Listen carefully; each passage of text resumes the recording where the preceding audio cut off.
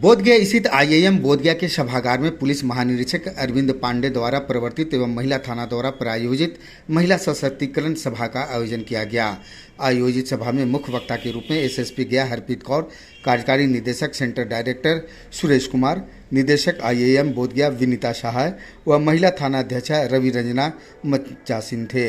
इसके अलावा भारी संख्या में आईआईएम के फ्रेशर व सीनियर छात्र छात्राएं के अलावे शिक्षिकाएं व शिक्षक शामिल थे। इस मौके पर किशोरियों और महिलाओं में परिस्थिति जन्म आत्म सुरक्षा के प्रति संवेदनशीलता विषय पर सेमिनार का भी आयोजन किया गया।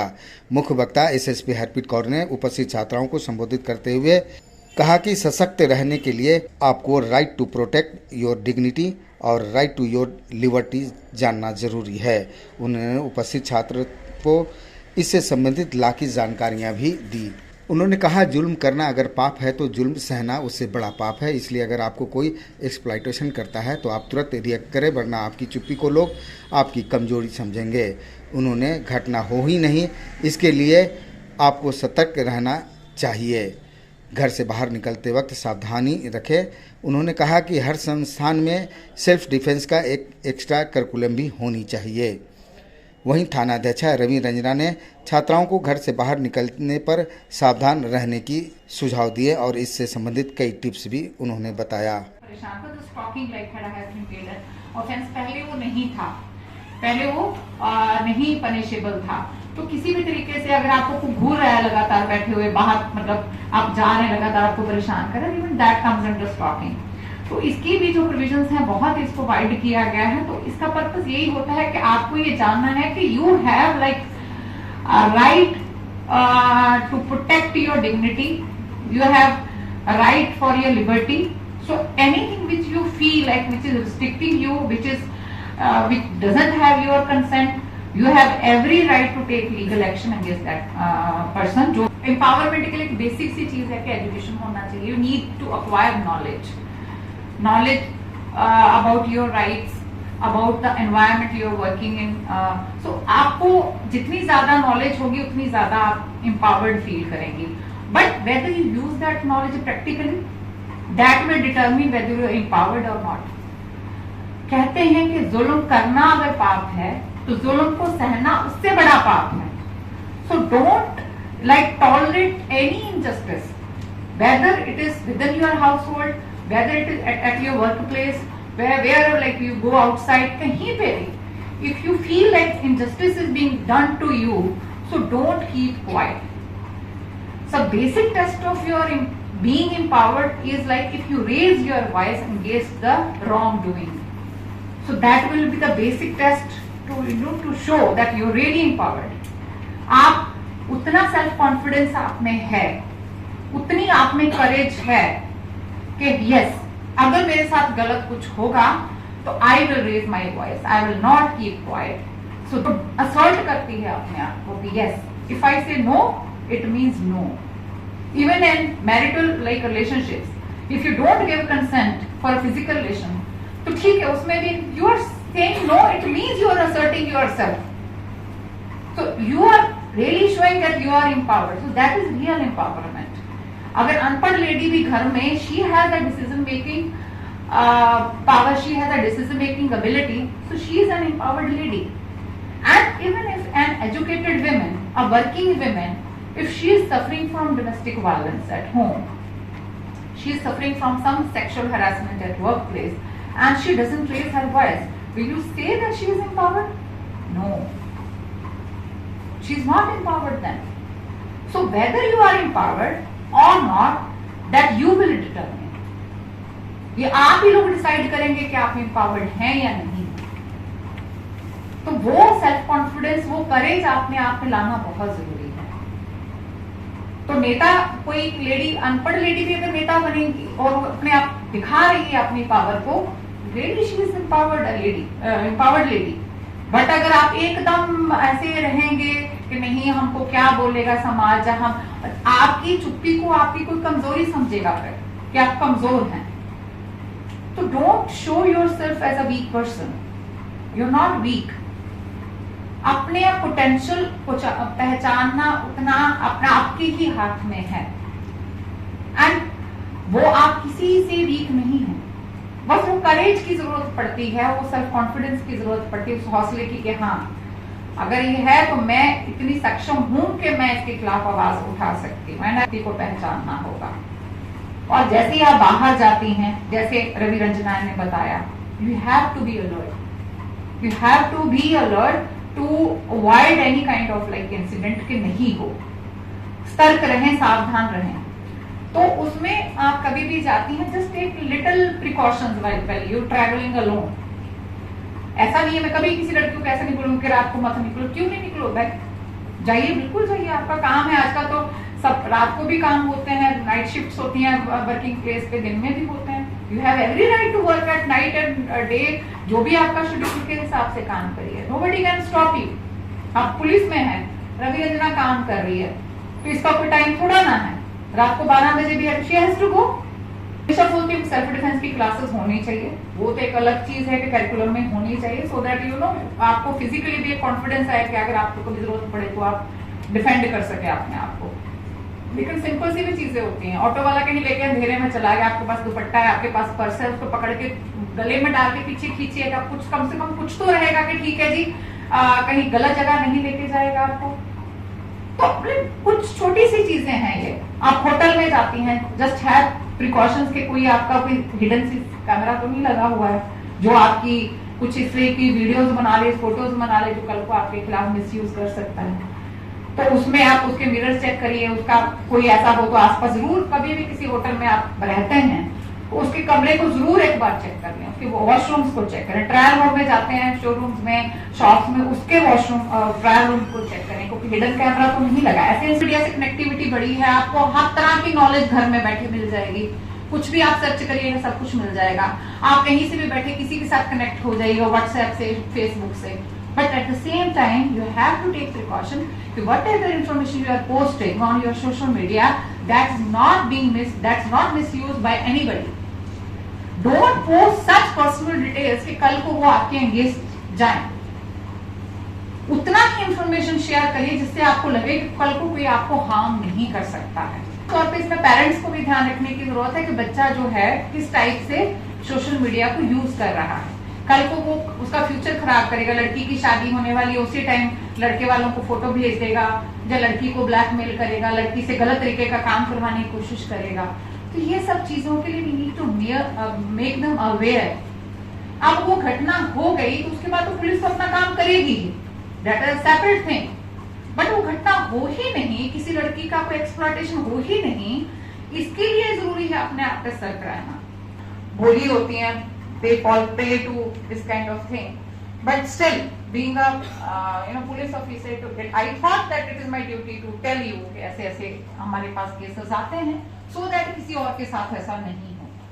तो यही एक पर्पस है। और बाकी सशक्त महिला कहेंगे, बिना एजुकेशन और बिना अपने लीगल राइट को जाने हुए कोई भी महिला सशक्त नहीं कहलाएगी, उनकी सशक्तिकरण अधूरी है। मान लीजिए कि हम इस बिल्डिंग में यह सभा कर रहे हैं और इस बीच कोई घटना घट जाती है, तो ऐसे में किनको क्या करना है, कहाँ जाना है, कहाँ रिपोर्ट लिखाना है, भागने के क्या उपाय हैं यहाँ से, या किसी को बचाने के क्या उपाय हैं, किसी का जीवन रक्षक करने का क्या उपाय है, या कोई मान लीजिए कोई बम है, उसको भगदड़ मचा करके तो नहीं हटा सकते, तो साइलेंटली, पोलाइटली उस तरह से उस मुसीबत से निकलने के क्या उपाय हैं।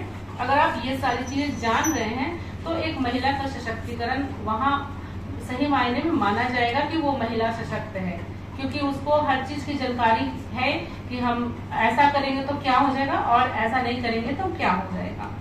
इस काम में कई स्टेज में प्रताड़ना झेलना पड़ता है, जैसा कि संगीता जी ने कहा, अभिरुचि जी ने कहा कि कई महिलाओं को तो पता ही नहीं है कि मेरे साथ हिंसा हो रही है, हम घर में प्रताड़ित हो रहे हैं। तो एक महिला का लाइफ स्पान में अगर देखा जाए तो कोई बच्ची अगर जन्म लेती है या फिर नहीं भी जन्म लेती है तो एक भ्रूण हत्या जैसा उसको प्रताड़ना से झेलना पड़ता है। तो एक पहली स्टेज में महिला प्रताड़ना वहां पर आ गया कि उसकी भ्रूण में ही हत्या हो गई। दूसरा, जब वो किशोरी होती है, बड़ी होती है, अपने बाल्यावस्था में आती है, तो एक कम उम्र की बच्ची की शादी कर दी जाती है, तब दूसरी बार वो वहां प्रताड़ित होती है। तीसरी बात, जब वो मदरहुड में आती, शादी होती है उनकी, तो दहेज के लिए प्रताड़ित होती है, अपने घर में पति द्वारा पिटाई होती है, या फिर अपने इन लॉज के द्वारा प्रताड़ित होती है, शारीरिक या मानसिक भी। टॉर्चर भी एक तरह से प्रताड़ना है, किसी को लाना देना भी एक प्रताड़ना है। और चौथी तब प्रताड़ित होती है जब वो मदरहुड में आती हैं और एक बच्ची को अगर जन्म दे देती हैं, या नहीं भी देती हैं तो एक बेटे को जन्म देने के लिए वो मानसिक रूप से प्रताड़ित होती है, कहीं कहीं तो शारीरिक रूप से भी प्रताड़ित होती है। तो ये एक महिला का लाइफ स्पान है। अगर हम आज कोई भी न्यूज चैनल को एब्जॉर्ब करें, या न्यूज़पेपर को पढ़े, या इंटरनेट या सोशल मीडिया को सर्च करते, तो 30 से 40% तक अपराध महिलाओं के विरुद्ध, महिलाओं से संबंधित अपराध हो रहे हैं। कहीं रेप है, कहीं प्रताड़ना है, कहीं पति ने मार दिया, पीट दिया, छेड़खानी है, या सोशल मीडिया पे फोटो अपडेट कर दिया। तो इस तरह की हम लोग अपराध की घटनाएं दिनों दिन बढ़ती ही जा रही हैं। नेशनल क्राइम ब्यूरो को देखें तो इधर विगत कुछ सालों में ग्राफ इतनी तेजी से बढ़ रहे हैं महिलाओं के विरुद्ध अपराध में कि मतलब ये स्थिति काफी चिंताजनक हो गई है सबके लिए कि आखिर इस तरह के आपराधिक घटनाओं को रोके कैसे, क्या उपाय है कि महिलाओं से संबंधित अपराध रोके। आप किसी ऑटो में बैठ भी गए और वो ऑटो वाला आपका रास्ता बदल दिया, जिस रूट में आपको जाना है उस रूट में नहीं ले जा रहा है, तब आप क्या करेंगी? तब उस वक्त आपकी हिम्मत और आपका प्रेजेंट ऑफ माइंड ही काम आएगा।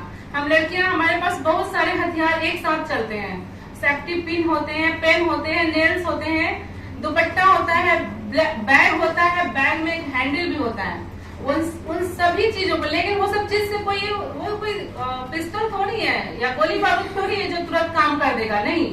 लेकिन जैसे कि मान लीजिए ऑटो ड्राइवर तो आगे है, आप पीछे बैठे हुए, तो उस बैग के हैंडल को आप उससे गर्दन में ऐसे फंसा करके और पीछे काफी तेजी से जब आप खींचेंगे तो उससे बहुत हद तक उसका बैलेंस बिगड़ जाएगा और आपके लिए वो गाड़ी को रोकने के लिए बाध्य हो जाएगा।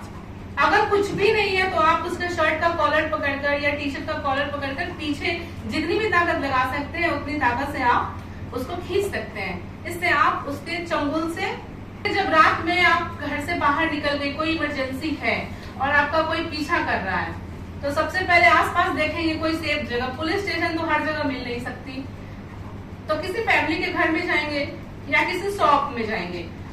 तीसरी चीज, अगर घर और शॉप नहीं मिले तो हम एटीएम का भी सहारा ले सकते हैं। एटीएम में कैमरा लगे होते हैं, एटीएम में गार्ड होते हैं और एटीएम में सिक्योरिटी गार्ड भी होते हैं, लाइट भी होती है। आप उतनी देर वहां रुक सकती है, अपनी परेशानी बता सकती है, नहीं तो अगर गार्ड नहीं भी है तो आप उसमें छिप सकती है। तो अपराधी कभी भी नहीं चाहता है कि उसकी पहचान सबके सामने आए, तो इससे आप थोड़े देर के लिए चंगुल से मुक्ति मिल सकती है। और फिर आगे जब भी आपको पुलिस स्टेशन आए या इमरजेंसी नंबर, आप सबके पास फोन है, उस फोन में जो स्टार्ट बटन है उसको लगातार 3 बार अगर क्लिक करते हैं तो वो इमरजेंसी कॉल जाता है।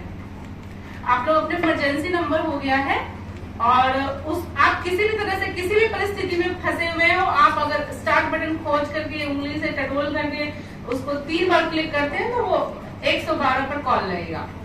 बिल्डिंग के लिफ्ट में अगर आप फंस जाते हैं, आपको अकेली लड़की देखा और कुछ लोग चढ़ गए लिफ्ट में और अभद्रता करने लगे, तो ऐसी स्थिति में आप कैसे बचेंगे लिफ्ट से? तो हमें क्या करना है कि लिफ्ट के सारे बटन्स को दबा देना है। इससे क्या होगा, मान लीजिए आपको 12th फ्लोर पे जाना है, आप 1 2 3 4 5 6 सारा बटन अगर आप दबा देंगे तो लिफ्ट जो है सारे फ्लोर पर खुलते हुए जाएगी। इससे आप सुरक्षित, आप बच के निकल सकती हैं। अगर आप घर पे हैं और हमलावर ने घर पर ही हमला कर दिया है या कोई आ गया, कोई आजकल बहुत ट्रेंड चल रहा है पटना में, कोई घर में अपार्टमेंट में अकेले गुलदस्ता लेकर आ गया, या फिर कुरियर वाले आ गए या जोमेटो वाले आ गए, स्विगी वाले आ गए और आने के बाद घर में लड़की अकेली देखी और हमला कर देते हैं। तो ऐसी स्थिति में आपको कोशिश करना है घर के अन्य कमरों में न भाग करके आप किचन की ओर भागेंगे। किचन की ओर इसलिए क्योंकि किचन में बहुत सारे सामान है, जैसे नाइफ है, बर्तन है, मसाले हैं, मिर्च है। आप किसी भी चीज का प्रयोग उसको भगाने मारने में कर सकती हैं। आप कभी बस या ट्रेन में रास्ता ट्रैवल करें तो हमेशा विंडो सीट, सब लोग तो विंडो सीट का ही प्रेफर करते हैं कि हाँ कहाँ बैठना है तो विंडो सीट पे, बट ये विंडो सीट जो है जब भी प्रेफर करें तो आप बस या ट्रेन के गलियारे वाले सीट में बैठना प्रेफर करें।